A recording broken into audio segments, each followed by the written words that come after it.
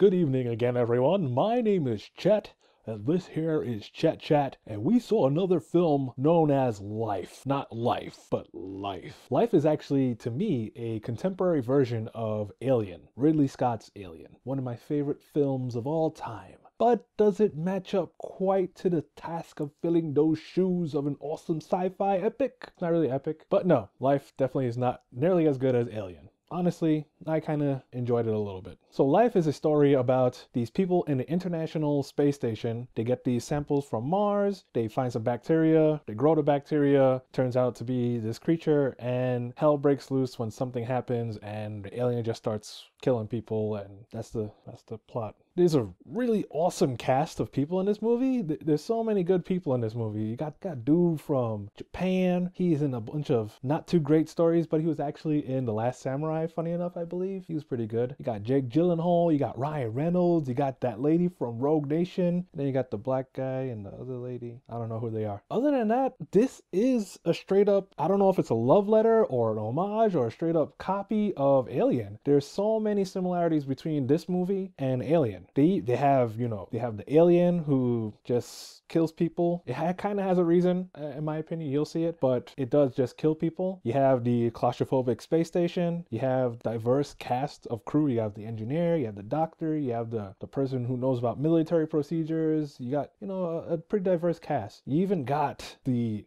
company. Like in Alien, there's the company, Weyland-Yutani. In Life, it's straight up NASA, but there's a scene where you see some stuff happen and you find out that the team is expendable, just like in Alien. So there's so many similarities. It's just mind-boggling how there's so many similarities from Alien to this. So it's like, this is the contemporary version of Alien for the new generation. They even have the way how I'm gonna say it's a Martian, kills people. It's a very uncomfortable way. Like the first time you see it kill something, it's like, it goes for that shock factor, I guess. The way how Alien did when the chest buster came out. If you guys didn't see Alien already, god damn it. I'm gonna talk about that on this channel sometime. Actually, the Martian, I actually really liked it in the beginning of the movie. I like how you couldn't tell what it was thinking. You could just see that it's acting on animal instinct, like a creature instinct, and it gets bigger every time it feeds, and it gets smarter for some reason. It gets really, really, really, really freaking smart. And then in the later half of the movie, I don't feel like it's spoilerish, but he evolves to the point that it actually gets a face. I thought that was a really bad decision in like a monster director part, where I felt more afraid of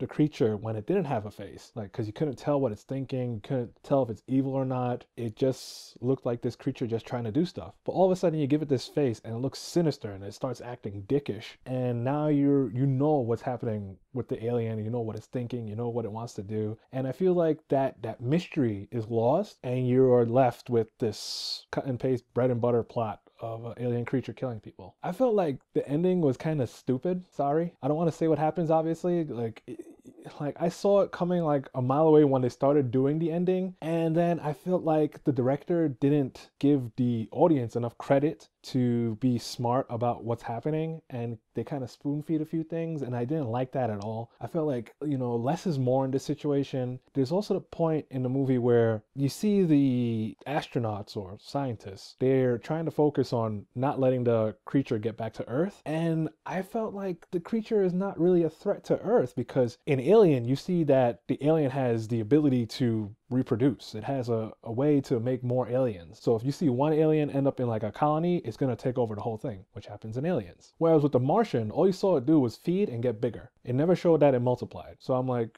that fear of like, oh, what if it gets down to Earth? It's gonna just kill people. And I feel like the whole world against that one thing could deal with it. It's not a problem. It is a vicious creature, but I don't feel like it's a problem. So do I like this movie? I've been ranting on it like crazy. It is a decent movie. It's probably the best movie that came out this weekend, honestly. Power Rangers, you got Chips, you got a bunch of other stuff, but it is probably the best movie that came out this weekend. I would say definitely watch it, especially if you love science fiction like I do. I freaking love science fiction. We need more science fiction. It kind of fulfills that need of science fiction. The last science fiction movie that I was really interested in came out, 3 years ago? Interstellar. So we are well overdue for that. Of course, we're getting Alien Covenant. I have very low expectations, but I digress. So that's it for this episode. You know what to do.